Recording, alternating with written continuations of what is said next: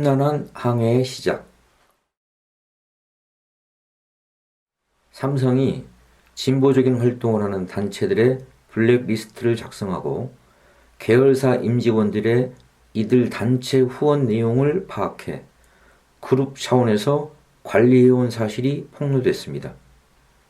25일 한겨레 보도를 통해서입니다. 삼성은 연말정산 때 제출하는 기부금 공제 내역을 통해 임직원들의 진보단체 후원 여부를 파악했다고 합니다. 직원들의 개인정보까지 마구 들여다보는 무법천지 삼성의 민낯이 적나라하게 드러납니다. 한겨레의 보도에 따르면 2013년 삼성은 불온단체 기부금 공제 내역 결과 등의 문건을 만들었습니다. 이 작업은 삼성그룹 미래전략실이 주도했는데 잘 알려져 있듯이 미전실은 삼성의 80년 무노조 경영을 뒷받침하기 위한 노조 와해의 컨트롤 타워입니다. 삼성이 불온단체로 낙인 찍은 단체는 통합진보당, 환경운동연합, 민족문제연구소, 우리결의 하나되기 운동본부, 한국여성민우회, 향림교회 등 11곳입니다. 미전실 주도로 이 단체들을 후원한 계열사 임직원 386명을 파악하여 명단을 작성했는데 여기에는 임직원의 기부액, 직급, 최종 학력 등의 개인정보를 함께 기재해 특별관리 대상으로 분류했습니다. 이들 특별관리 대상을 파악하기 위하여 삼성이 한 짓은 임직원들이 소득공제를 받기 위해 제출하는 연말정산 자료를 무단 열람하는 수법이었습니다. 당사자들의 동의 없이 개인정보를 무단으로 들여다보고 수집하는 것은 불법 범죄 행위입니다. 지난 17일 삼성전자 서비스 노조 와해 사건 1심 선고를 한 재판부는 미전실이 삼성 계열사 직원들의 기본 신상 정보는 물론 재산 상태와 성향, 친분 관계 및 노조 가입 탈퇴 여부 등 민감한 정보를 취득한 혐의에 대해 유죄 판결을 내렸습니다. 이에 앞서 13일 에버랜드 노조와의 사건을 판결한 재판부 역시 개인정보보호법 위반 혐의에 대해 유죄를 선고했습니다. 삼성의 임직원들에 대한 개인정보 사찰 사실은 재판 과정에서 공개된 문건을 통해서였습니다. 삼성은 삼성전자 서비스 협력업체와 에버랜드에서 노조 탄압의 일환으로 직원들의 개인정보를 무단으로 수입한 혐의로 기소돼 재판을 받고 있는데 법정에서 불온단체 기부금 공개 내역 결과 등의 문건이 공개됐습니다. 미전실이 노조원뿐 아니라 일반 직원들의 개인정보도 광범위하게 불법적으로 수집했다는 증거로 제출된 문건이었습니다. 불온단체 기부금 공제 내역의 결과라는 문건에는 기부자 명단을 각 사에 통보해 노사부서의 주관하에 특이행동을 파악하는 등 밀착 관리 주력, 특히 통진당, 우리결의 하나되기 운동본부 등 친북 좌파 성향이 강한 단체에 기부한 인력 중심으로 모니터링 강화 방침이라는 계획이 들어있습니다. 불온단체에서 불령선인이 떠오릅니다. 불온하고 불량한 조선인이라는 말로 일제식민지 때 일본 제국주의자들이 식민지 통치에 반대하는 조선인을 지칭하던 용어입니다. 삼성 미전실의 문건은 일제 총독부 사찰기관의 문서와 다를 바 없습니다.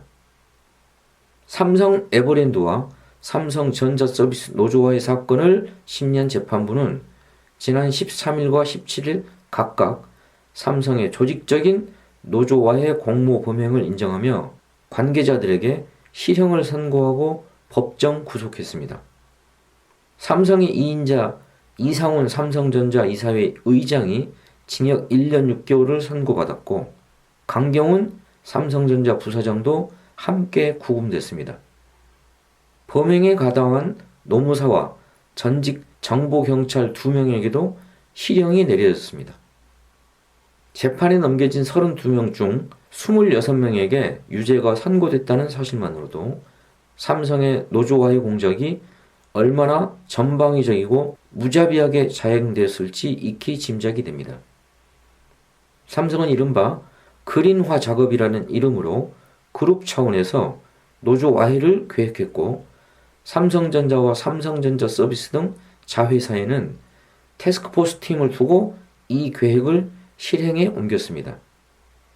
노조가 설립된 하청업체를 폐업시키고 노조원에 대한 정보를 수집해 철저하게 개인적 불이익을 가했습니다. 경찰까지 동원하여 노사협상에 개입하고 사망한 조합원의 가족을 매수해 시신을 탈취하는 폐륜적 만행마저 서슴지 않았습니다. 재판부는 미전실로부터 하달돼 각 계열사와 자회사로 배포된 연도별 그룹 노사 전력과 복수노조 대응태세 점검 모의 훈련 등 노조를 와해하고 고사하겠다는 전략을 표방하고 구체적인 수행 방법까지 기재한 문건이 그 수를 헤아리기 어렵다라며 이 문건들을 굳이 해석할 필요 없이 그 존재 자체로 범행의 모의와 실행, 공모까지 인정할 수 있다라고 판시했습니다. 미전실에서 삼성전자로, 삼성전자에서 삼성전자 서비스로, 삼성전자 서비스에서 협력업체로 이어지는 노조 파괴 범죄를 저질렀다고 인정한 것입니다. 너무나 당연하고 상식적인 판결 이것만 이 판결이 나오기까지 6년이나 걸렸다는 사실이 새삼스러울 따름입니다. 하지만 삼성 측은 전혀 예상하지 못한 판결이었다라며 당혹감을 감추지 못하는 반응이었습니다. 1심 재판 선고 하루 뒤에야 입장문을 발표했는데 다시는 이런 일이 발생하지 않도록 하겠다는 내용의 단 4줄짜리 삼성전자, 삼성물산 입장이었습니다. 반성과 사죄는커녕 사과 아닌 사과문으로 때우고 넘어간 것입니다. 과연 삼성답다고 해야 할지. 삼성이 이렇게 대충 때우고 넘어가는 데는 그럴 만한 이유가 있습니다. 삼성의 노조와의 공작으로 삼성전자 서비스 법인은 벌금 7,400만 원을 선고받았지만 삼성전자 법인은 무죄를 선고받았습니다. 왜 그랬을까요? 재판부는 검찰은 이상훈 의장이 대표자라며 삼성전자도 기소했지만 이상훈 의장은 최고 재무관리자이지 법적인 대표자라고 할 수 없다라며 법률상 대표자가 있는 상황에서 이상훈이 사실상 대표권을 행사한다고 할 수 없다라고 판시했습니다. 검찰의 책임, 곧 이재용 봐주기 부실 기소와 면죄부 책임을 지적하는 대목입니다. 법원에서 삼성그룹의 조직적 범죄가 인정됐지만 몸통은 무사하고 깃털만 건드리는 한계를 드러냈습니다.